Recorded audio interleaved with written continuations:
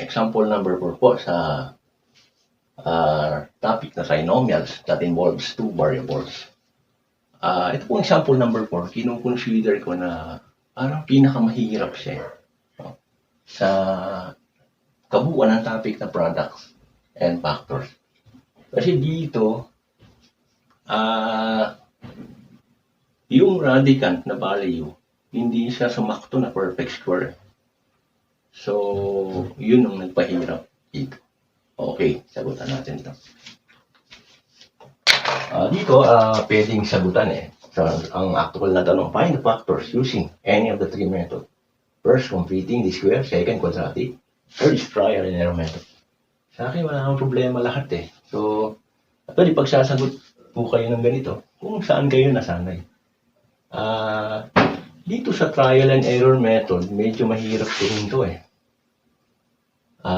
baka lalong ang problema. Yung mga ganitong klaseng tanong. Kasi dalawa yung variable dito Ako pipiliin ko na lang yung quadratic, no? Pagka ganito. Although pwede rin naman yung completing this class.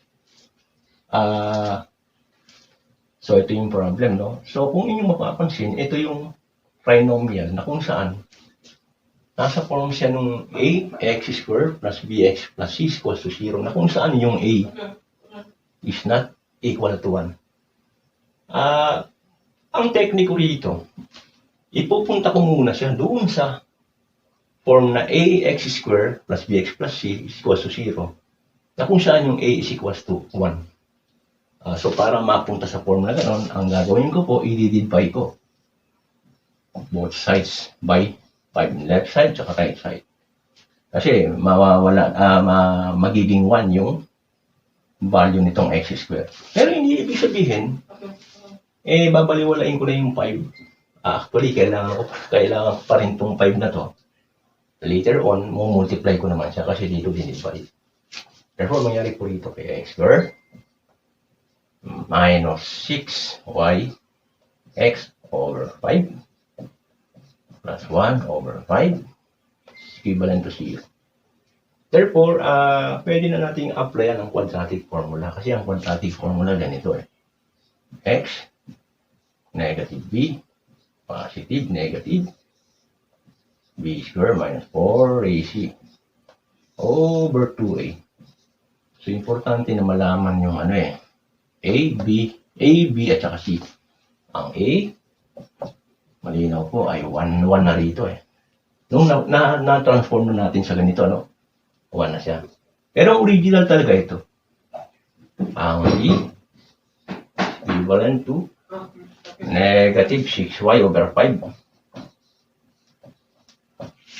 Ang c naman is equals to 1 over 5. Therefore, pagka nakuha na natin ito, pasok na lahat dito sa formula papasok na lang natin. Therefore, x is equivalent to negative.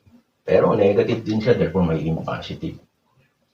6y over 5 positive negative square root of b square mangyayari ay magiging 36 regardless pa na negative siya. Y square over 25 minus 4 times 1 times c is 1/5 over 2 times 1.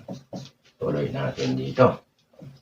Ayan, 6y over 5 positive negative square root of eto mo kasi mangyayari dito 4 over 5 ilagay na natin yung 2 rito sa ilalim 2. Pwede na natin kasi 4 over 5 siya itong area na to. Therefore, pwede natin kunin yung sa loob ng radicand na LCD kasi parang fraction sila actually fraction talaga 25 divided 25 is 1 times 36 y square is 36 y square. 25 divided 5 is 5 times 4 is minus 20. So, mangyari po dito ay tuloy natin dito It's y over 5 positive negative Ito, pwede po nating i-factor eh. Kung inyo pong mapapansin, malabo na maging perfect square talaga to kasi 36y square minus 20. Therefore, i-factor natin to. Ang gagawin natin sa 36, actually 9 times 4, no? O 4 times 9, y square minus 20 over 25 over 2 equals 2 xy over 5 positive, negative, square root of, actually magiging 4, no? 4, lalabas natin itong, ilalabas natin yung 4. Pero still, nasa radical sign pa rin siya. 9y square minus 5 na siya over 25. Therefore, kung inyo pong mapapansin, yung 4 tsaka 5 na 9 na bawasan ng dalawa ay perfect square na eh. 2. Ito yung 2. No? Yung 4 at saka 25, pwede na natin ilabas sa radical sign kasi perfect square na sila. Mangyari yan ay ganito. 6y over 5 positive, negative 2 over 5. So, matitira na lang ay 9y square minus 5 over 2. Therefore, ito, 2 over 5, pwede na rin ho natin i-factor pagka ganito. Ayan po ay 2 over 5. Pwede natin gawin ganito eh. Nagiging 3y. 3y plus minus square root of 9y square minus 5 over 2. Yan. So, tuloy natin dito. No? Therefore, mangyari po rito, parang ganito yan. Kasi ito over 1 to. No? Mangyari po rito, 2 over 5 times 1 over 2. Ganun pa rin, 3y, positive, negative, square root of 9y square minus 5. Therefore, ito malinaw, masisimplify eh. Therefore, ang x, magiging value ng x is equivalent to 3y, positive, negative, square root of 9y square, pasok yung 5 dito minus 5 over 5. Ito yung value ng x.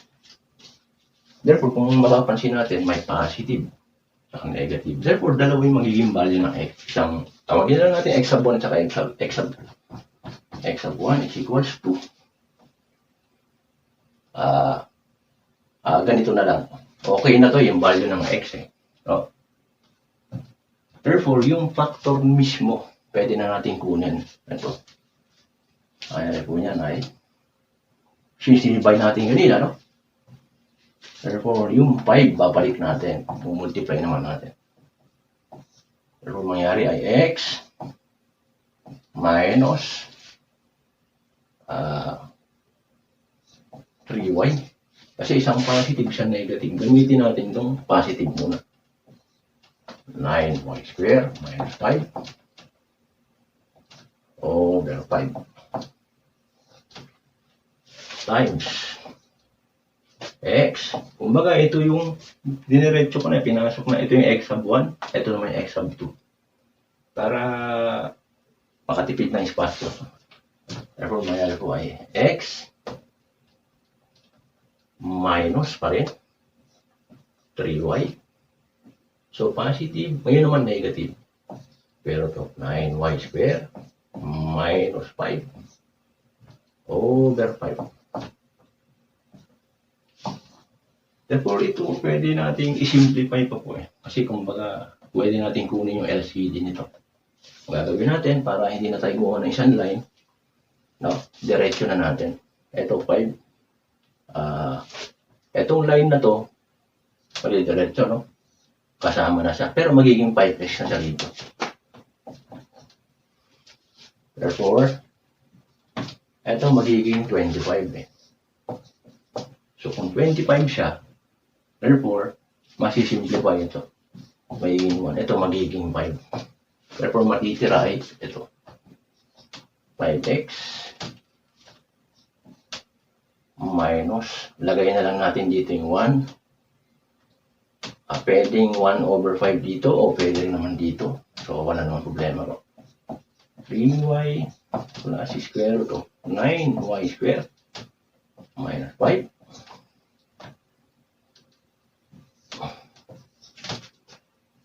times 5x minus 3y minus, kasi plus to eh. Minus naman to square root 9y square minus 5 equals to 0. Please, equals to 0 lagi ito. Ito to. So, pagka ganito, ito na, na-forma natin. Ito na mismo yung factor ng product na to. So, the next question is, paano natin matitiyak na ito talaga yung factor ng product na to? Parang ganito po eh. Para matiyak natin na yung product na 6 ay tama, multiply natin yung 2 at saka 3 na kung saan talaga nga naman 6. Ganun na ganun din yung logic rito. Therefore, gagawin natin, i-simplify natin sila. Pag napalabas natin to, ibig sabihin talagang tama to. Therefore, ang gagawin natin ay sino pa siyadong mahaba, isa-isahin na lang natin kasi tatlong term lang naman to eh. Unahin natin yung first term. First term. Malinaw yung first term ay ito eh. Magiging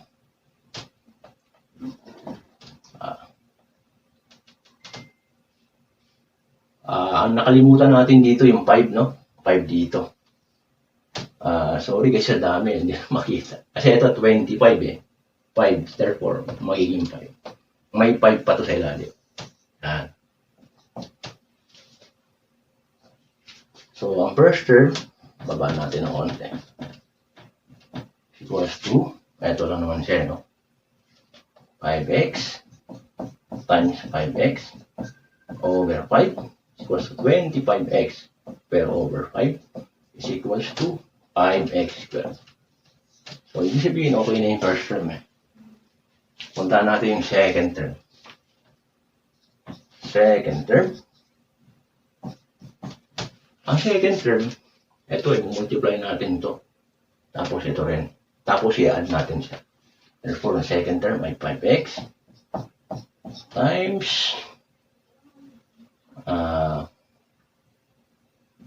negative eh. Negative 3y plus, nakakaduling eh.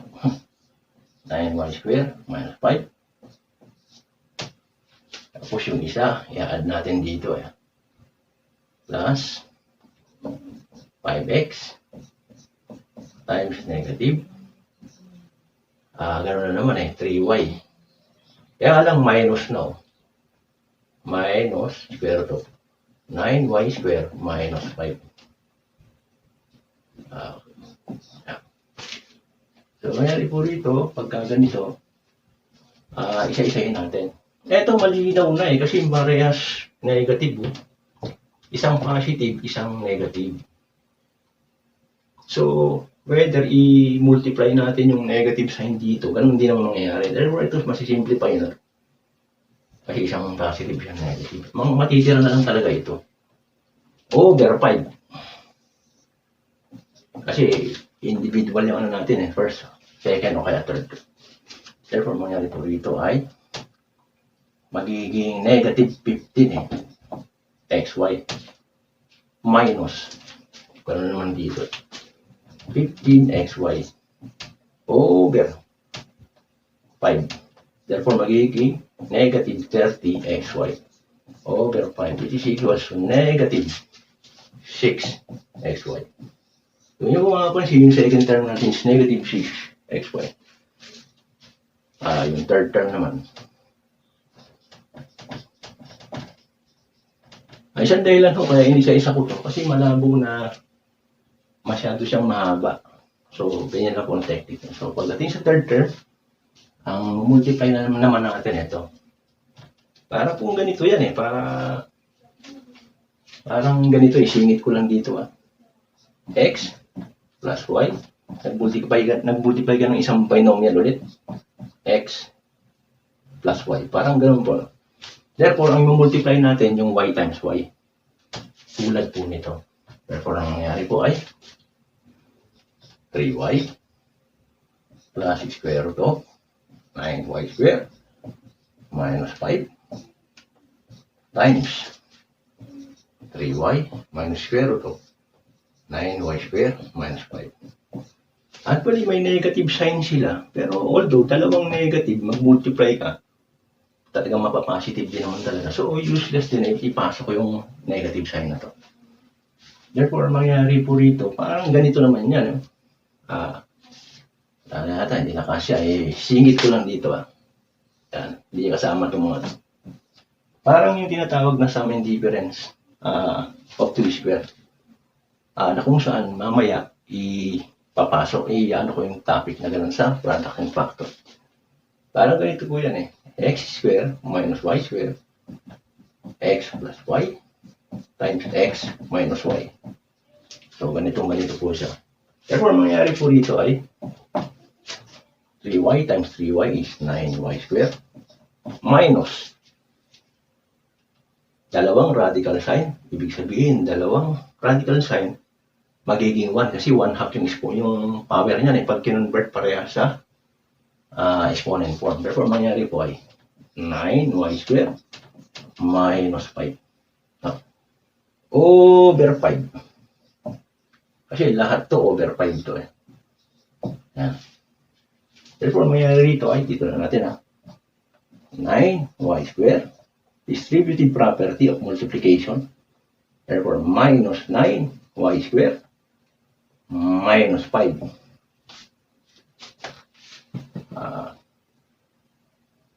9Y square minus 5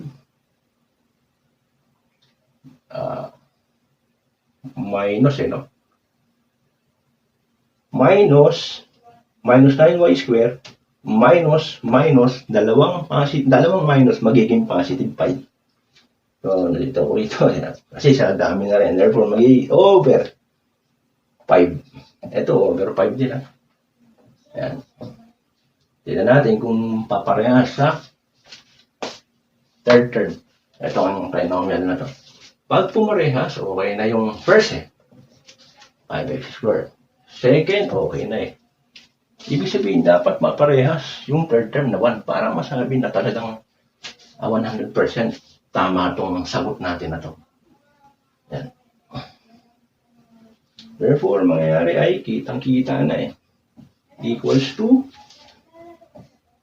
5 over 5 is equals to 1.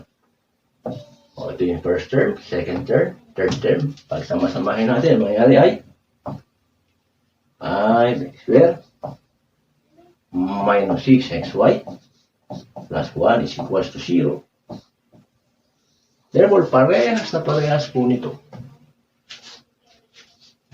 Ibig pong sabihin, yung sagot natin na to ay 99.9999% na talagang tama. Kasi parang ganito yan 2 times 3 is equals to 6. Pagka hindi lumabas na 6 yun, ibig sabihin mali ito. So parang gano'n na gano'n. Ibig sabihin yung logic lang po. Di ba mamaya another magandang example na naman. Salamat po. Thank you.